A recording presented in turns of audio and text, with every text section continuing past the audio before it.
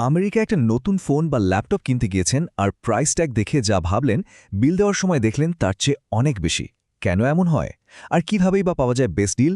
চলুন আজকের এই আলোচনায় এই পুরো ব্যাপারটা সহজ করে ফেলি।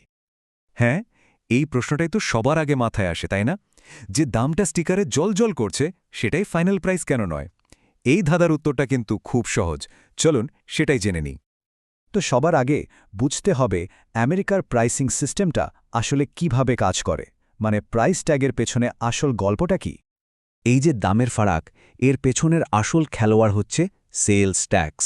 মানে এটা হলো একটা ট্যাক্স যা প্রোডাক্টের দামের উপর যোগ হয়, কিন্তু সেটা হয় একেবারে শেষে, মানে ক্যাশ কাউন্টারে গিয়ে। আর মজার ব্যাপার হলো এই ট্যাক্সটা কিন্তু এক এক স্টেট, এমনকি এক এক শহরে এক এক রকম, আর এটাই প্রাইস ট্যাগে লেখা থাকে না। বিষয়টাকে যদি একটা অঙ্কের মতো করে দেখি তাহলে ব্যাপারটা এরকম।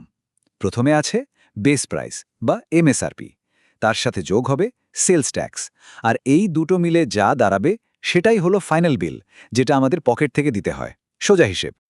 তাহলে মূল কথাটা কি দাঁড়ালো? দোকানে যে দামটা আমরা দেখি ওটা আসলে ম্যানুফ্যাকচারার সাজেস্টেড রিটেল প্রাইস বা সংক্ষেপে এমএসআরপি। এটা কিন্তু আমাদের ফাইনাল খরচ নয়। আর টাকা বাঁচানোর হ্যাকগুলো জানার আগে এই বেসিকটা মাথায় রাখা কিন্তু মাস্ট।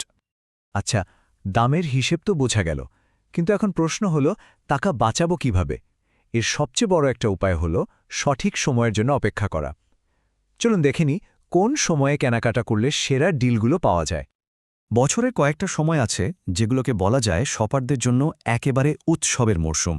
যেমন ধরুন জুলাইয়ের প্রাইম ডে, তারপর আগস্ট সেপ্টেম্বরের ব্যাক টু স্কুল সেল, আর নভেম্বরে তো আছেই সেই বিখ্যাত ব্ল্যাক ফ্রাইডে আর সাইবার মানডে। এই সময়গুলোতে একটু ধৈর্য ধরে অপেক্ষা করতে পারলেই কিন্তু অনেকগুলো টাকা সেভ করা সম্ভব। ওকে, কখন কিনতে হবে সেটা তো জানা গেল, কিন্তু এবার প্রশ্ন হলো কিনব কোথা থেকে? কারণ সব দোকানে তো আর একই ডিল পাওয়া যায় না, তাই না? চলুন এবার সেরা জায়গাটা খুঁজে বের করা যাক। ধরুন তিনটা অপশান আছে: ব্র্যান্ডের নিজস্ব দোকান, বেস্ট বাইয়ের মতো বড় রিটেইলার, আর অ্যামাজনের মতো অনলাইন জায়ান্ট। কোনটার কি সুবিধে, যেমন প্রাইস ম্যাচিংয়ের সুযোগ কোথায় আছে, রিটার্ন পলিসি কার কেমন, বা বড় ডিলগুলো কোথায় আগে আসে, এই বিষয়গুলো একটু তুলনা করলেই কিন্তু নিজের জন্য সেরা অপশানটা বেছে নেওয়া অনেক সহজ হয়ে যায়। বড় বড় সেলের কথা তো হলো, কিন্তু এমন যদি কিছু ট্রিক্স থাকতো যা দিয়ে সারা বছরই টাকা বাঁচানো যায়? হ্যাঁ, ঠিক ধরেছেন। এবার আমরা সেই সব সিক্রেট হ্যাক্স নিয়েই কথা বলবো। প্রথমে যে শব্দটার সাথে পরিচিত হতে হবে সেটা হলো রিফারবিশড। এখন রিফারবিশড শুনলেই অনেকে ভাবেন এটা হয়তো পুরনো ভাঙাচোরা কিছু। একদমই না। এগুলো হলো এমন সব প্রোডাক্ট যা হয়তো কেউ কিনে ফেরত দিয়েছে।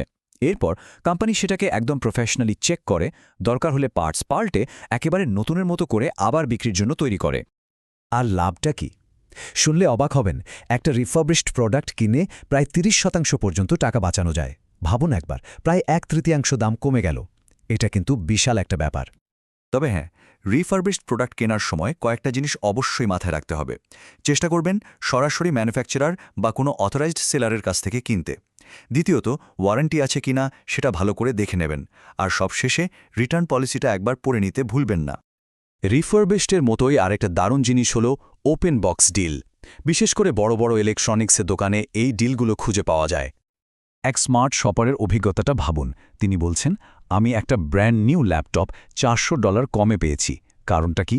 শুধু বক্সটা খোলা ছিল, ভেতরের ল্যাপটপটা ছিল একদম পারফেক্ট কন্ডিশনে। এই অভিজ্ঞতাটাই বলে দেয় যে ওপেন বক্স ডিলে কতটা লাভ হতে পারে। এছাড়াও কিন্তু আরও কয়েকটা উপায় আছে। যেমন, যদি স্টুডেন্ট হন তাহলে স্টুডেন্ট ডিসকাউন্টটা অবশ্যই খোঁজ করবেন। আর হাতে যদি পুরনো কোনো ডিভাইস থাকে তাহলে ট্রেড ইন প্রোগ্রামের মাধ্যমে নতুন ডিভাইসের দামে বেশ ভালো ছাড় পেতে পারেন। তো এতক্ষণ আমরা অনেক কিছু জানলাম। চলুন সবকিছু গুছিয়ে একটা ফাইনাল চেকলিস্ট তৈরি করে ফেলি, যাতে কেনাকাটার সময় কোনো কিছুই ভুল না হয়। জাস্ট এই 4টে পয়েন্ট মাথায় রাখলেই হবে। নাম্বার 1, দামের সাথে সেলস ট্যাক্স যোগ করতে ভুলবেন না। নাম্বার 2, বড় সেলগুলোর জন্য অপেক্ষা করুন। নাম্বার 3, রিফারবিশড আর ওপেন বক্স অপশনগুলো অবশ্যই খুঁজে দেখুন। আর নাম্বার 4, স্টুডেন্ট ডিসকাউন্ট বা ট্রেড ইন অফার আছে কিনা জেনে নিন।